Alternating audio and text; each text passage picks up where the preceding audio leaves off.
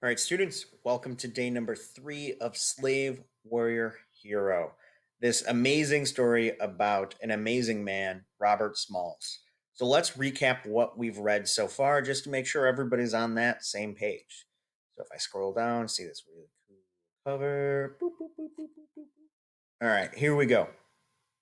So in this first section of text, it was a preview about what Robert Smalls did. If you remember, Robert Smalls was on a ship and he was piloting that ship. He was actually escaping from the South. He was a slave. How did he get on that ship? Oh my gosh, so amazing. So they set up this situation where he was piloting this ship away from the South and towards the northern ships that were set up as a blockade to stop any of those southern ships from going through. The issue was, how would those northern ships know that Robert Smalls, who was sitting on this southern ship, was not going to attack them, but was going to surrender? It was an amazing setup scene and it was pretty intense. I can't imagine what it was like for the passengers on that ship, including Robert Smalls and his family. So cool. Then, when we move down here, we learn a little bit about Robert Smalls as a child, and it was pretty terrible. Yes, he was born into slavery. Fortunately, his slave owners, which I think is a little bit of an oxymoron, that's when two things don't fit well together. His slave owners were kind to him. They didn't mistreat him. They didn't seem to do the typical things of beating, forcing significantly hard labor, um, not allowing them to eat correct food. So it seemed like he had an okay life, yet he was still a slave. So that's not a good thing. Um, but his mother really wanted to show the terrible things involved with slavery. So Robert wasn't educated in that. So she would teach him about slavery by bringing him to slave auctions.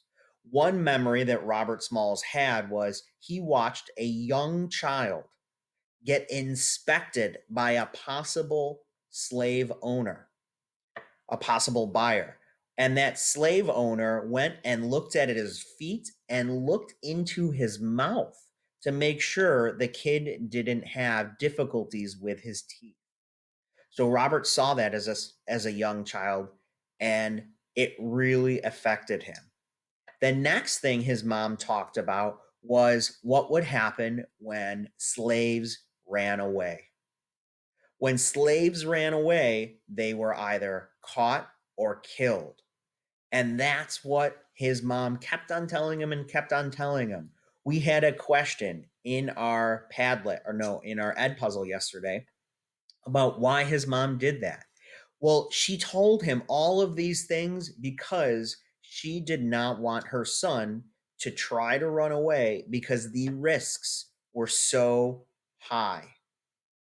But we know from the beginning of this article, he must have run away.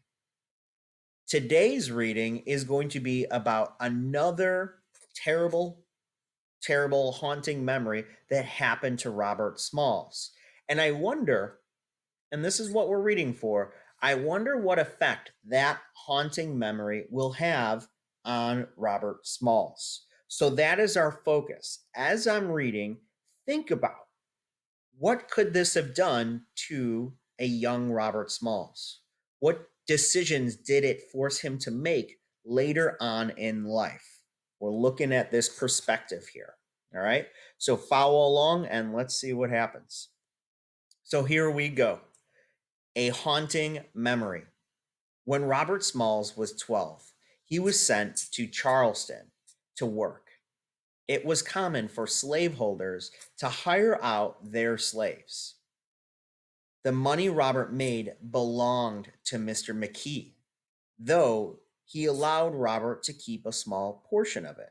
Remember, his slave owners, I know this is weird to say, they were kind of nice. So they allowed him to keep a small portion. Normal slave owners wouldn't let their slave keep any of that money. Still terrible, but it is a positive, a slight positive.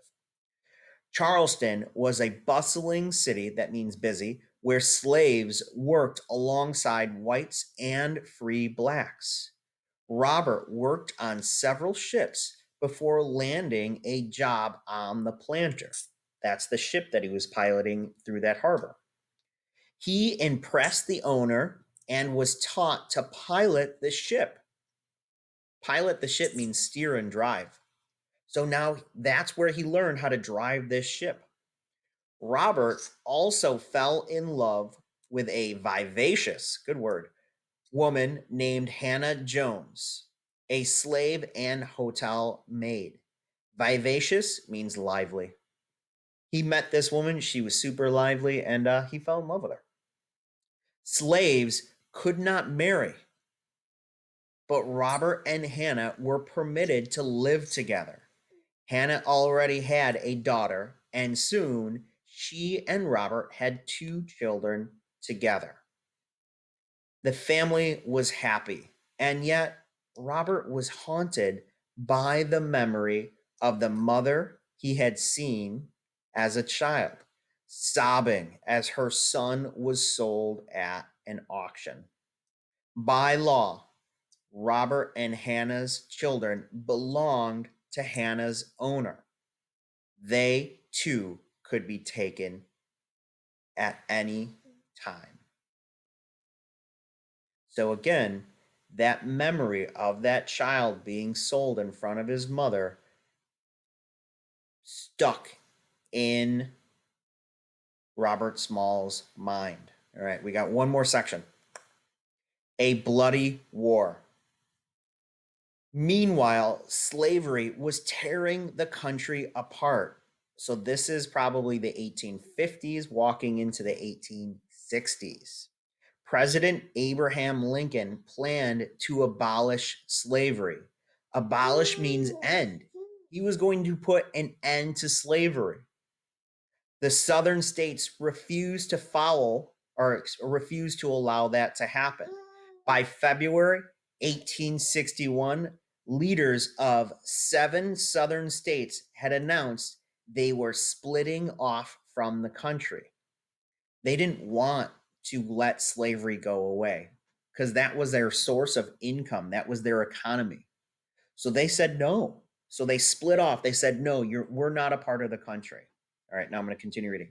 On April 12th, Southern soldiers attacked a military base in Charleston, and the Civil War began. Now, this is the terrible part. Listen to this. Robert was forced to fight against the U.S. government, against President Lincoln, against those who wanted to end slavery. To Robert, this was intolerable. He can't stand it. That's what intolerable means. Remember, in means not. And so, in spite of Robert's promise to his mother, he decided to risk everything for freedom. All right. This was a great section of reading today. Hopefully, you guys were able to see a bit of Robert's perspective. We're going to have some questions about that perspective. I hope all is well. I'm really appreciative of those students that are sticking with this virtual learning. We're only going to, uh, continue our learning if you buy in every day, sit down, try this stuff, try your best. Okay. All right. I miss you guys, and I hope all is well.